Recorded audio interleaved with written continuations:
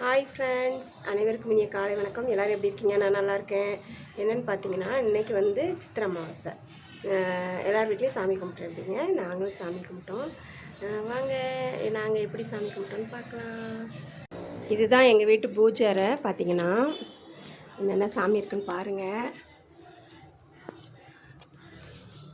Panchamukha Anjaneyar, Murugar,